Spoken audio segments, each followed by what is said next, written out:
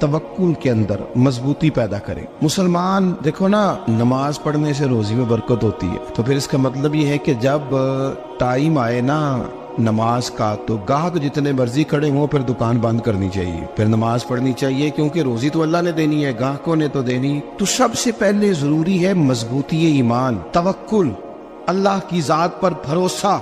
आप कभी मैदान करबला का पूरा नक्शा अपने सामने रखें ना, दो चीजें हैं। इमाम हुसैन को नजर आ रहा है अब शहादत हो जाएगी, इतनी बड़ी फौज आई है, खुदा की हिकमत के तकाजे समझ में आ रहे हैं, हालात क्या होंगे समझ आ रही, पर एक लम्हे के लिए भी उनका तवक्कुल कमजोर नहीं हुआ। अपने रब पर जो मजबूत भरोसा है, सैयदा तैयबा ताहिरा हजरत फातिमा ज़हरा रज़ी अल्लाह ताला अन्हा ऊंट के बालों की बनी हुई चादर ओढ़ कर चक्की पीस रही थी। यहाँ बीबियां बड़ा रोती हैं, गरीबी बड़ी है, बड़ी गरीबी है। हालांकि अब कौन बंदा पेबंद वाले कपड़े पहनता है जी? अब तो बड़ी मुश्किल से वो लोग मिलते हैं जो जूता टूट जाए तो गांठ के पहने, वरना तो नए जूते आ जाते हैं।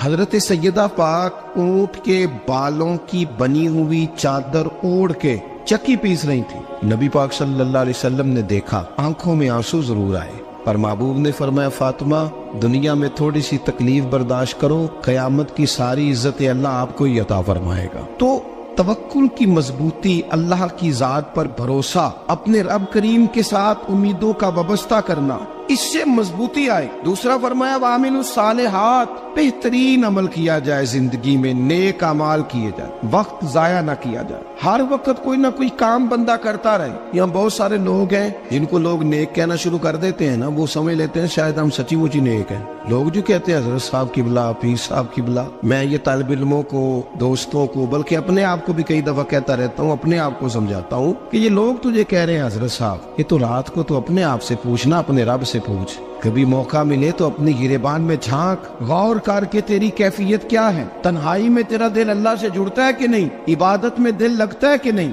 खुदा का खौफ दिल में रहता है कि नहीं, गरीब की मोहब्बत, अजीजों कुर्बत वालों का एहसास तबीयत में मौजूद रहता है कि नहीं। वैसे तो मेरा मतलब है, लोग कह देते हाजी साहब आप बड़े सखी हैं, तो इससे तो नहीं ना बंदे ने सखी होना। सखी तो तब होना है जब अल्लाह की बारगाह में मकबूल होगा। आमाले सालिहा, नेक काम, और वो करता रहे बंदा, कोई भी काम उसे नेकी का मिल जाए ना। देखना अपना मियार हर इंसान ने बनाया होता है कामयाबी का। कुछ लोगों का ख्याल ये होता है कि बच्चे मेरे पढ़ गए, अपनी अपनी जगह पे सेट हो गए, मैं अब बड़े सुकून में हूँ। कुछ की राय ये होती है कि मैंने सब बच्चे बच्चियों का ब्याह कर दिया है, घर मेरा बन गया है, अब मैं बड़े आराम में हूँ, करार में हूँ, सुकून में हूँ। तो अपनी अपनी राय होती है, लेकिन हकीकत वो है, असल वो है जिसे अल्लाह के कुरान ने बयान किया।